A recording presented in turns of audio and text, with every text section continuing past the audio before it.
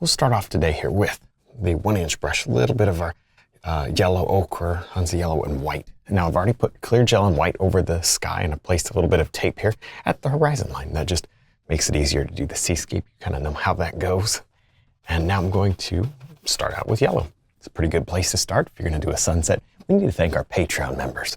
If you're not a member over on Patreon, I highly recommend you at least check it out, because I think there'll be something on there that you find very valuable, whether it's the live streams or the long lessons or the critique videos or whatever. A little bit of white there in the middle. You know what? Rather than adding white, it might be better to remove that paint. Let's do that. I should have removed that paint. That's okay. Super easy adjustment to make.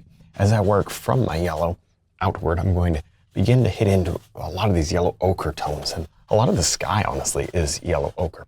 Now, a lot of the times in sunsets, you have this little pocket of blue up there, and I'm going to do that. I'm going to make sure that I leave that open. The reason I have that pocket of blue is so that I have an excuse or a reason to reflect those colors, those shadowy colors in my seascape. Otherwise, having blue tones scattered throughout the painting without having it in the sky would be kind of weird. So I typically, 99% of the time, I'll leave a spot for blue or purple or use something. You know what I mean? There, we're gonna have a lot of clouds here. A lot of clouds. This is just background color. Now I'm placing in some pink. And the main goal of this is just to isolate the yellow so that I don't get green when I put my purple. I for sure am putting some bluish purple up there. Blue, maybe some blue purple over here. I've got some mountains that I'd like to get in. I don't know. We're gonna see how it goes. I don't have it 100% figured out just yet, but it'll come together. It'll definitely come together. Just a matter of working out, the steps. So there you go. Yeah, that'll work. That'll work. So let me go ahead and set that brush to the side, because it's already got a bunch of yellow and whatnot, even in the red. So let's take a fresh, clean brush and some blue and red, and I'm going to go ahead and just, let's just try our best to put some blue up here without getting green. Really don't want green in my sunset today. You know what? We should take a look at the paintings that you guys did of my last one. It's always fun to see what you're up to. So I highly recommend you share using the information there on the screen if you'd like to be featured in the next painting video. It's always fun for people to see what you're up to. It's a good challenge. There we go. Okay, now I'm blending these colors together. Again, this is just sort of background mush. We'll put our clouds on top of this, and some of this will show through and a lot of it won't. I'm not overly concerned, other than I don't want green. I don't want green. Up here, let's go ahead and do that as well. And you see this really helps to drastically offset the value of all that orange. Too much orange and pink will kind of get away from you. And I feel like the painting becomes very unbalanced. And I want my painting just a bit more balanced. I'm okay with having it on the warm side, but I don't want it too unbalanced, if you know what I mean. Not too many warm colors, without a few cool colors. Ooh, I gotta be so careful. Yeah, we'll just play around. Just play around, and I'll change to a filbert brush here very soon. Now, I've been using the filbert brush the last couple minutes here, just establishing a few clouds. Of course, I like them a little softer on the bottom, and then a little larger, a little more full on the top. What that does is it creates the look of the sky kind of wrapping up over you, if that makes sense. And this sky doesn't have as much of that as sometimes that I'll pack in to a painting. This sky doesn't have quite as much. It's a little bit more just layered as it goes up.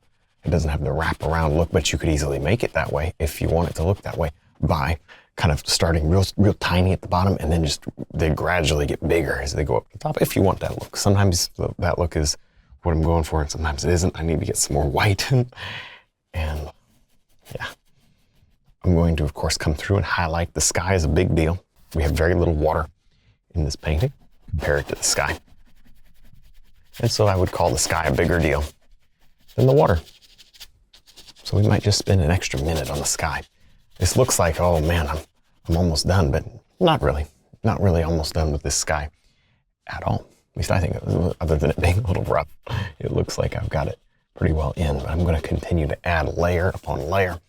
And if I need to, I'll stop and I'll wipe it with a shop towel. And then I'll get back to painting. If that is necessary, it very well might be. Cool. You know, is it perfect? No, it's not perfect. But there's a lot of nice parts about it. And I'm just going to continue to work it until I'm pleased with it. And then there you go. Pretty straightforward. Now this is, to me, where the fun part is. This is where I'm going to take a shop towel and I'm going to sculpt and really refine some of the areas by removing paint instead of adding paint. This does a couple things. It adds a little bit of detail. Even with a shop towel, you can add detail.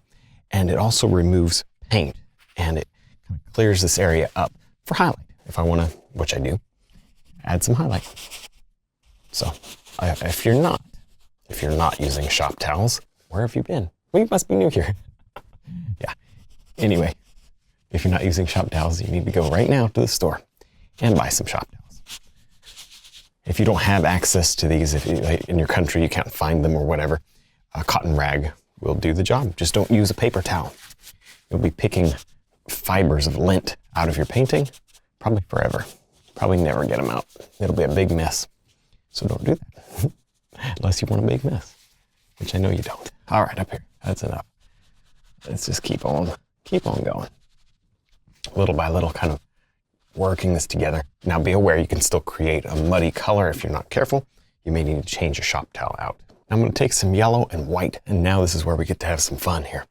Let's go ahead and, well, let's work in.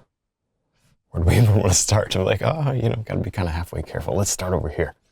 Let's start away from that sun in case I may want that sun coming out from like right here and maybe allow that to be cloud. I don't know. Things will change when I start putting the highlight on. I've got the detail brush. Now I'm just going to work on a little bit of this highlight, broken lines. This is called a silver lining to the clouds, and it's always done, well, when it's done right, it's always done with broken lines. If you get in here and you outline the whole thing, it's going to look like you outlined the whole thing. And I certainly am not interested in that. So broken lines, very important. You can come back with a dry, clean brush and clean up the edges. That is the back, the back side of the stroke, whether that's up or down, depending on where the highlight is resting on that cloud. But, I like to typically come back and I'm going to make this here. I'm going to make this, the cloud, I think. Check this out. I think that's going to be a cloud. I think my sun's going to be right there. Anyway, I'm just going to have fun. Kind of a relaxing little painting in a lot of ways. It's not as hectic as some. Sometimes they're a little hectic, trying to get all the pieces put together. I feel like this is a really, maybe not a beginner painting so much, but just an easier composition in that I don't have 3 million little moving parts, like just a big sky, little ocean, just like one thing to focus on right now. I'm going to take some nearly pure white. It's not pure, but it is very close. Very, very close. Right up here. I'm going to paint in my sun area. Now I've wiped this area off very, very well. Of course, with a shop towel, you saw that. And that allows me to get this color in here as bright as I want it. Otherwise, it wouldn't be as bright as I want it. And even doing multiple layers might not work out so great. Take a little bit more white. Wipe that brush off before reloading it for sure, if you don't want it to kind of get dirty. There. So little by little, that's just pretty. That's pretty. And it looks bright. It looks bright because, I'll tell you the secret to it looking bright. It looks bright because it slowly moves from light to dark. If it slowly moves, that is, if looks blown out, this looks almost blown out, that's almost blown out, now we're finally getting a little darker, that's what makes it look bright. If you were to put white and then you just put a real dark edge, although the contrast would actually be better in that area, it wouldn't look as bright. You get that by working it in subtly over a long distance. Now I've got a blender brush and I don't want to destroy my clouds because, that could happen very quick. I'm just going to, especially maybe on the lower third, I'm going to just brush them. I don't even think I am going, okay, I'm going to just do it real quick, just slightest touch. That little sunspot there, I think it softens it a little. But other than that, oh, I gotta be so careful here. Let me tell you what, when you spend, a long time on a sky, I didn't spend, a lot of time, but I spent a few minutes on the sky. You can destroy it in 3 seconds, even with a soft blender brush. It's just the way it is. In 3 seconds, that sky will be gone and you will have erased, quite literally, all of your hard work. Don't do it. Don't do it. There you go. I'm only going to, again, blend probably the lower third, because if I do too much blending, it's going to completely destroy the nuances and the subtleties that are in the sky, and I don't want to do that. Yeah, that's literally probably enough. Now I'm going to roughly sketch out my ocean here. Just little pockets of in and out right there. And then maybe some more that goes in and around and down and like so. Okay. Yeah, so that's the basic idea right there. Just a simple, and that can be refined and changed. Down over here, maybe I want a rock or two. Now my before I go crazy with that, let me go ahead and get my ocean wave kind of where I want it to go, which is going to live somewhere in this area. Now, I will say this is all dry, completely dry, but throughout the painting, I may dip into just a little bit of walnut oil. You can use linseed oil, whatever you like to use. I might bring the eye of the wave over there. And it'll help the paint to flow a little. If you want to, you can do that. I may do that. I'm just letting you know ahead of time. I'll try to remember to tell you if I do. There we go. I'm just wrapping up a few of these little details and rocks. This is just the very beginning stages. Very, very beginning stages. Like we just barely started any of this. There we go. I may end up having to come back with something even like a liner brush to detail out this area. I don't know yet because I haven't got there. It's just sometimes don't know till you get there and you start trying things and see what sticks on the canvas and see what slides around. Then you can make your choices about, oh, this isn't going to work. I'm going to need to change what I'm doing. There we go. There. That'll work, yeah. I feel like the more experienced you get with art, the quicker you are to change when something isn't working. I feel like, when you're a beginner, you just try to keep doing the same thing over and over for 45 minutes and then realize it's not working. Whereas if you're a little more familiar with painting, you've been doing it longer, one of the signs of getting better is quickly you decide, oh, not working, let me quickly change. It's important to learn. All right, now I'm going to take a small little flat brush and let's begin working in some purple. This will be fun. To go ahead and get a little bit, I don't want it too dark. I want to keep it kind of light for starters. Okay, I can always darken it.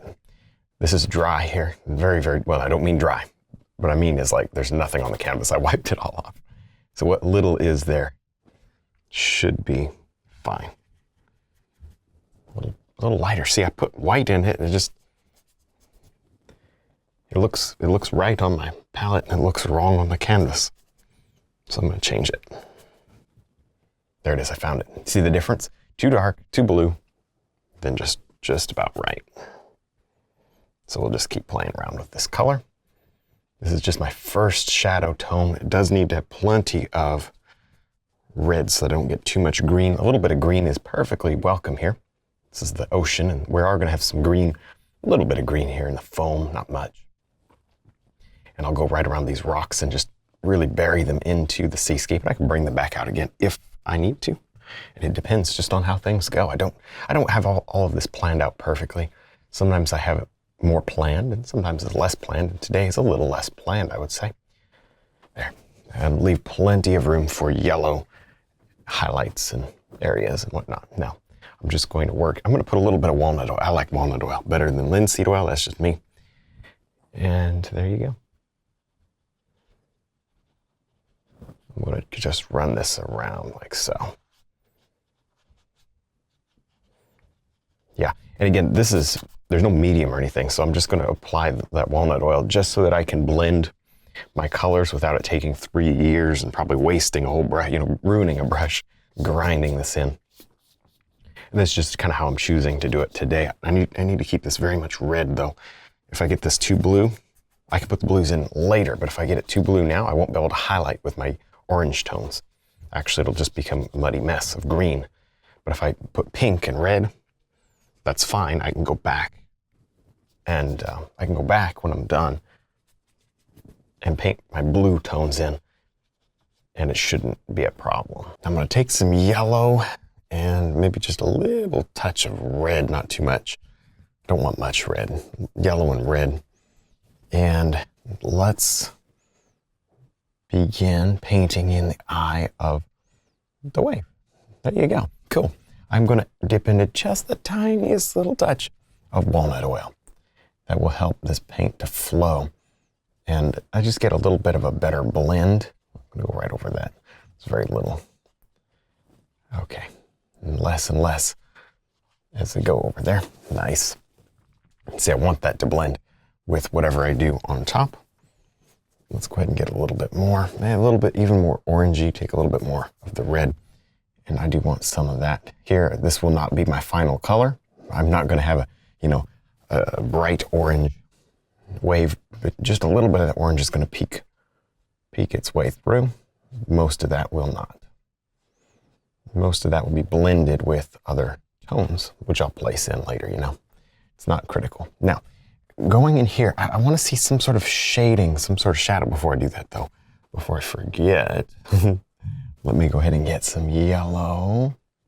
Because if I forget to do that, I'll have to get another clean brush and get in there and do it. Yeah, there we go. So there's just a nice little bright spot. And to be honest, I think a little more yellow in that would be nice. So there you go. I'll just play around with that some more later maybe, but I'm just going to continue to work in my tones, my values, not too bright. Sometimes I think we get the eyes of the wave a little too bright. I've done it before too. A little more subtle. I don't know, maybe not. Maybe they're pretty bright. It's art, do what you want. Do what you feel like makes the most sense. I'm gonna take some leftover purple, mix up a little bit more purple. What this is gonna do is, with my, with a little more red too. But with the yellow in my brush, it kind of just creates a soft brownish tinge to it, which I think is gonna be good just as a color to sort of begin to transition away from that, away from the yellow. I think it'd be a nice, just a little bit. So I'll just continue to work these colors in and around. And again, I've got a little walnut oil in here, and that's why it's blending so nicely. You may want to look into doing the same thing. Now I'm going to go ahead and just begin to work in a few of my highlight areas. Here's my color. Kind of an orangey tone, not perfect. It's actually got some mud in it, but that's okay. I can highlight. Honestly, if this gets to be a little too slippery, I'm not too worried because, not worried at all, because it's just a painting, we can throw it away.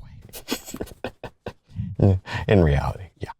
I'll take my liner brush and I can highlight with my liner brush. So I'm just getting some of these orange tones in.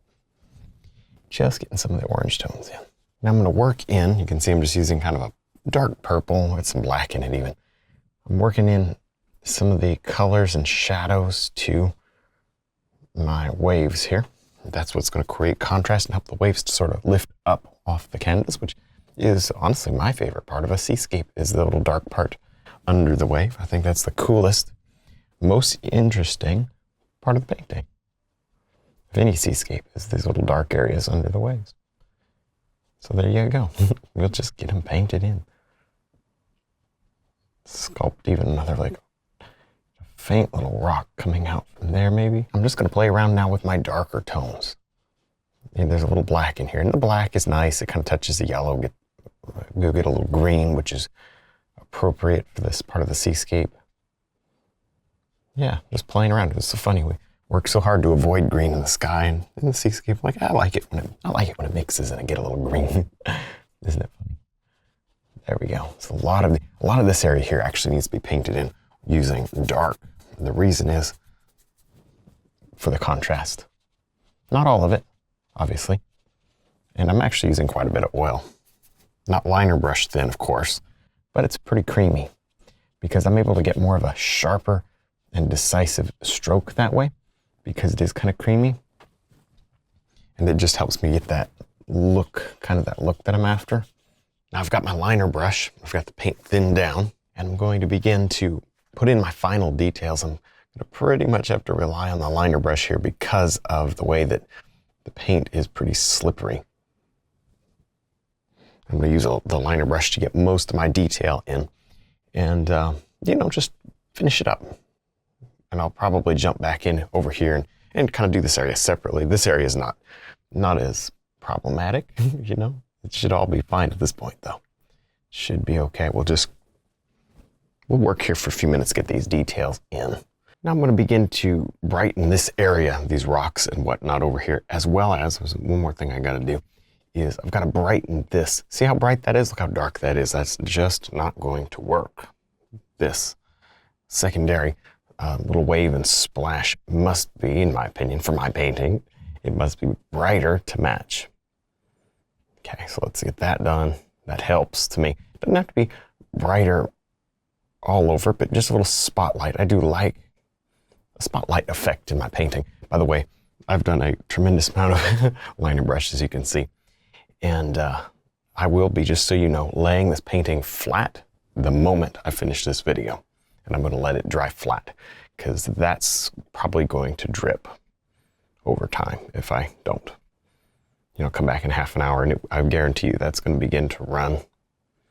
So I'm going to finish this up here and I'm going to lay my painting flat. And that is just to let you know, if you go and you put as much oil in it using the liner brush as much as I have, and I was already putting oil in it before I grabbed the liner brush, you know, I don't want to have problems.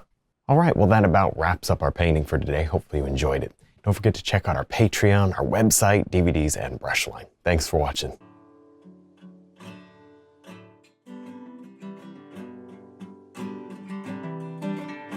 Well, hopefully you enjoyed this video. Remember to subscribe if you're not already, and click the like button. That helps me out a lot. Stick around, watch a couple more videos, and stay inspired.